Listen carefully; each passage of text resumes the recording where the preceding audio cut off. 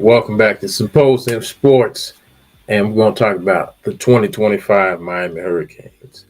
The 2024 Miami Hurricanes started off very hot, but had some very inconsistent games, especially one against Virginia Tech where they barely won the game. But, they didn't finish the call against Georgia Tech once again, and they didn't finish the call against Syracuse. It messed up their chance for the college football playoff. But this season coming in, I see some very big things for the U. And Mario Cristobal has the program headed in the right direction. You remember Mario Cristobal played on those early 90s Miami Hurricane teams that was very dominant. I seen Michael Irvin. Man, Michael Irvin had them boys hyped and ready to go. That's exactly what they need back around Coral Gables, in the city of Miami at 305. They need that intensity again.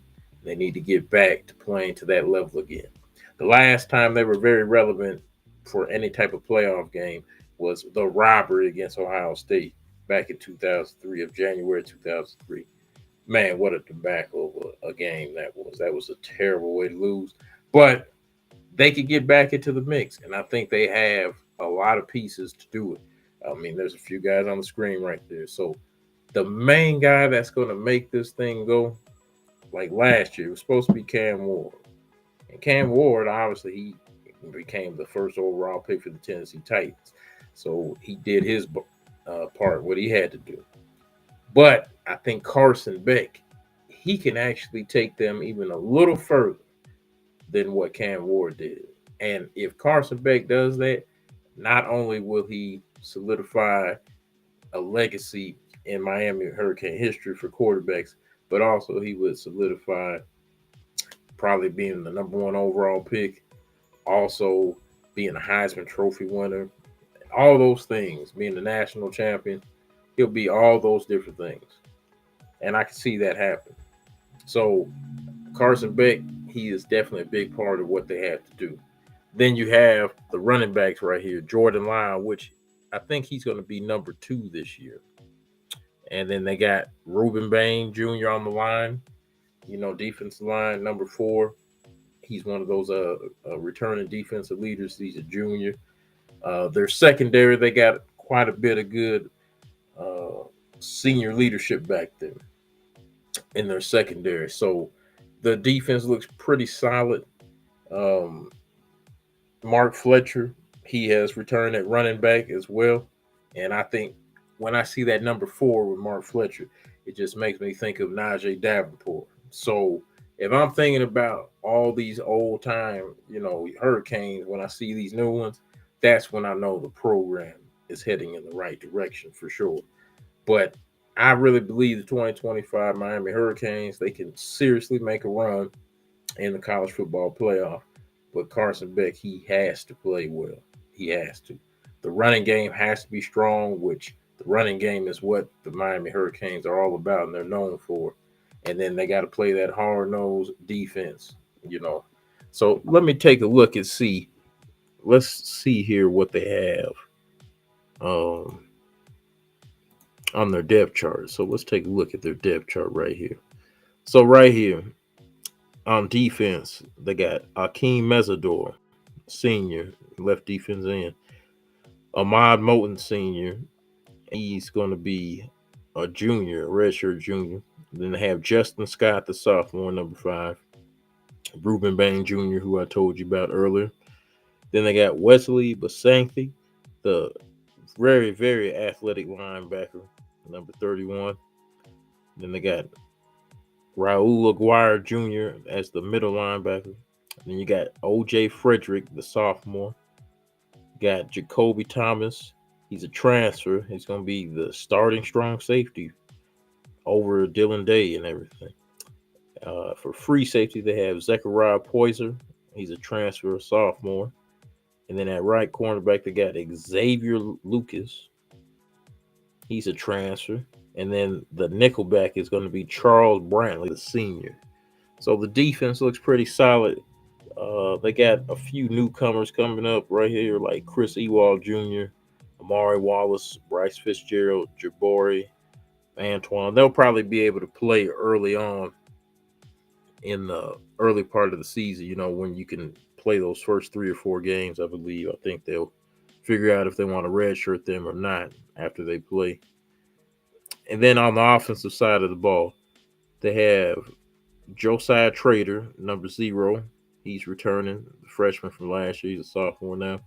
Then they got CJ Daniels, a transfer.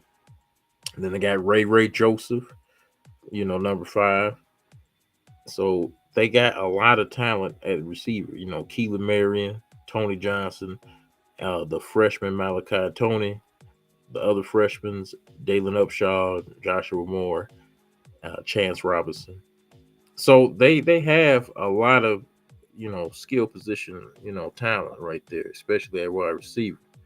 The line, it looks pretty solid here. This line looks like it's returning a lot of starters.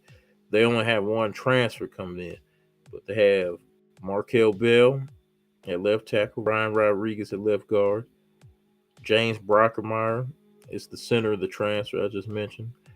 Arnaz Cooper at right tackle. They have Francis Mawioga. That was the linebacker's brother last year.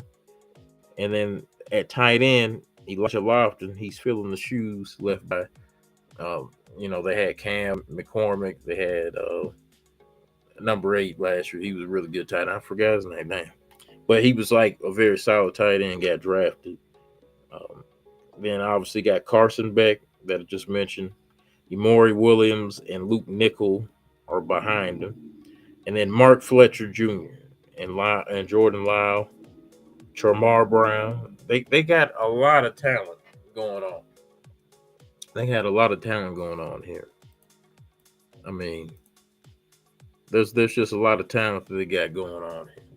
So if they can maintain this talent, and they just play, you got Florida State, of course, that's going to be always a big game. But their real big test about who they're going to be, the real big test is going to be definitely the Notre Dame game, the very first game, in Hard Rock. And Hard Rock, they have to sell out. So like the game that they played against Notre Dame back in 2017, that whole stadium was sold out because the city was behind them. And that game in particular, it had you feeling like the old Orange Bowl days. They were selling out those games that year and everything. And they got to get back to having that home field advantage because they haven't really had home field advantage since the Orange Bowl. But if everybody goes out to that particular game, when they play Notre Dame, I guarantee Miami has no choice but to win that game. And they're going to look really good, nationally winning that game against, the runner-up of last year's championship game, in the CFP. So if that's a good test for the Miami Hurricanes early, and I like if they're going to do that, see what they really made of. So, but that was my just quick little preview of what the Miami Hurricanes 2025 could be. And I just wanted to talk about it. I'm going to be looking at the USC Trojans coming up for this year in the next video. But I just wanted to talk about particular Miami Hurricanes. So comment on the video if you have any, things you felt about the Miami Hurricanes. Just let me know. Until then,